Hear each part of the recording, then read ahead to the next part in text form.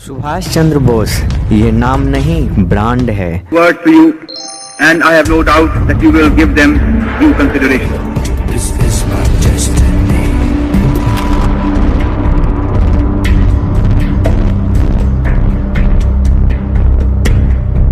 सुभाष बाबू के वंश का मूल निवास स्थान बंगाल का परगना जिला है, पर उनके पिता श्री जानकीनाथ बहुत वर्षों तक उड़ीसा के कटक में काम करते रहे और वहीं 23 जनवरी 1897 को उनका जन्म हुआ। नमस्कार दोस्तों, मैं कल्याण कुमार फिर से एक नई पेशकश के साथ, जिसमें सुभाष चंद्र जी की जीवनी के महत्वपूर्ण उपदेशों पर चर्चा करेंगे।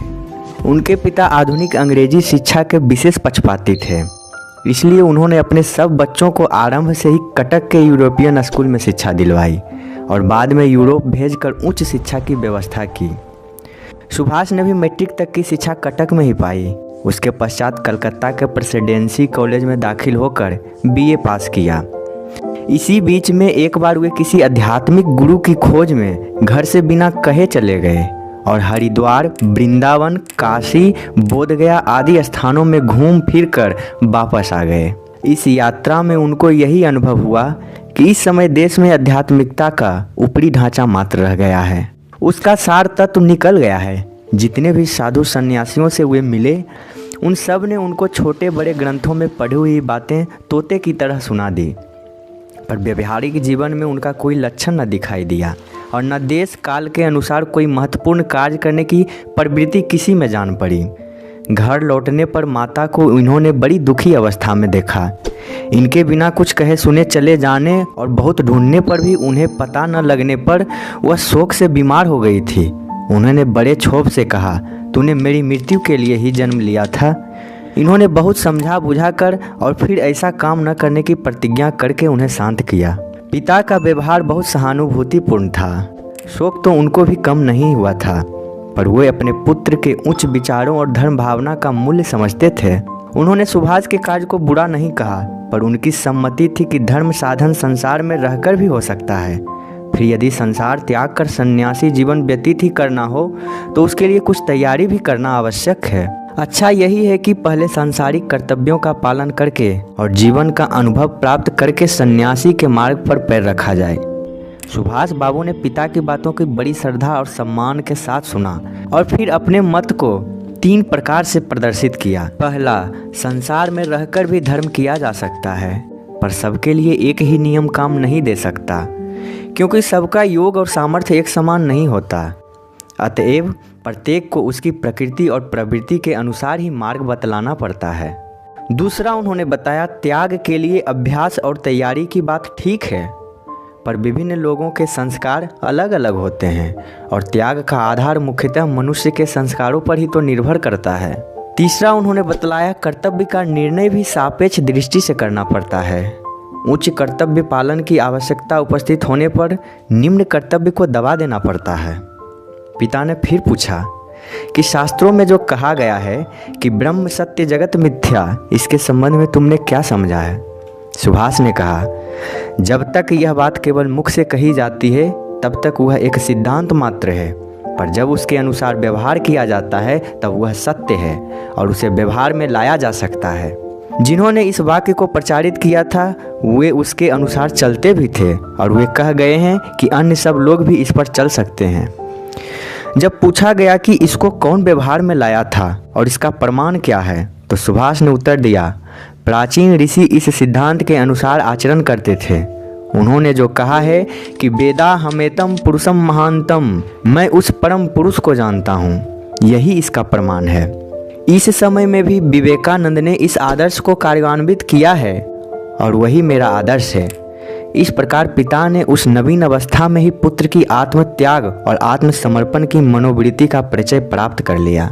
इस तरह से किशोरावस्था में ही सुभाष चंद्र की मनोवृत्ति का झुकाव सांसारिक धन, वैभव, पदवी के बजाय जीवन की वास्तविकता को जानने और अपनी शक्ति तथा सामर्थ्य का उपयोग देश की प्रगति के लिए करने की तरफ मोड़ दिया। उनके मित्र उनको सन्यासी के नाम से पुकारते थे। उनको इससे एक प्रकार की प्रसन्नता भी होती थी। इसी समय उन्होंने अपने जीवन के संबंध में विचार करते हुए एक पत्र लिखा था, मैं दिन पर दिन अनुभव करता जाता हूँ कि हमारे जीवन का एक विशेष लक्ष्य या उद्देश्य है और उसी के लिए हम इस संसार में आए हैं। लोग तो इस संबंध में भला बुरा कहते ही रहते हैं, पर मैंने निश्चय कर लिया है कि मैं प्रचलित विचारधारा में कभी नहीं बहूँगा। मैं अपनी सूक्ष्म अंतरात्मा में यह अनुभव करता हूँ कि मेरे ऊपर ऐसी भावना का प्रभाव नहीं पड़ सकता। यदि संसार के व्यवहार से प्रभावित होकर मैं अपने मन में दुख, निराशा आदि का अनुभव करूं, तो मैं समझूंगा कि यह मेरी दुर्बलता है। पर जिसकी दृष्टि आकाश की तरफ लगी है, उसे इस बात का कुछ पता नहीं रहता कि सामने पहाड़ है या कुआं है। इसी प्रकार जिसका लक्ष्य एकमात्र अपने उद्देश्य और आदर्श की तरफ होता है, उसका अन्य विषयों की तरफ ध्यान नहीं जाता। कुछ भी हो, अब मुझे यह अनुभव होता है कि हमको अपना मनुष्यत्व सार्थक करने के लिए 3 बातों को याद रखना चाहिए। पहला, भूतकाल को साकार बनाना, मतलब मैं प्राचीन काल के समस्त इतिहास और संसार की समस्त सभ्यताओं का अध्ययन करूँगा। दूसरा, वर्तमान काल को उत्पन्न करना, मुझे अपना अध्ययन भी करना चाहिए। अपने चारों तरफ की दुनिया को अच्छी तरह समझना चाहिए। मुझे भारतवर्ष और दुनिया की वर्तमान अवस्था की पूरी जानकारी प्राप्त करनी चाहिए और इसके लिए विदेशों की यात्रा करना आवश्यक है। तीसरा, भविष्य काल का निर्माण करना, मुझे भविष्य संदेश वाहक होना है, तो इसके लिए प्रगति के नियमों का पता लगाना आवश्यक है।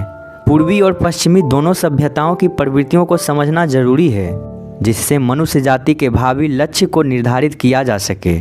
इस संदर्भ में जीवन दर्शन का अध्ययन और मनन करना भी सहायक होगा। इस उद्देश्य की पूर्ति के लिए हमको अपना कार्य भारतवर्ष से ही आरंभ करना चाहिए। क्या यह एक महान उद्देश्य नहीं है? निस्संदेह इस विचार को कार्यान्वित करना बड़ा कठिन है, पर इसकी चिंता नहीं। हम सब मिलकर आगे बढ़ेंगे तो सिद्धि प्राप्त होगी ही। हम अपनी दृष्टि को जितना अधिक ऊपर की तरफ उठाएंगे, उतना ही हम भूतकाल की कटु अनुभवों को भूलते जाएंगे और तब भविष्य काल का पूर्ण प्रकाश युक्त रूप में हमारे सामने प्रकट होगा। इससे श्री सुहास की मानसिक अवस्था का बहुत कुछ पता चल जाता है। उनको छोटी आयु से ही यह अनुभव हो गया कि मानव जीवन केवल खाने पीने और भोग करने के लिए नहीं है।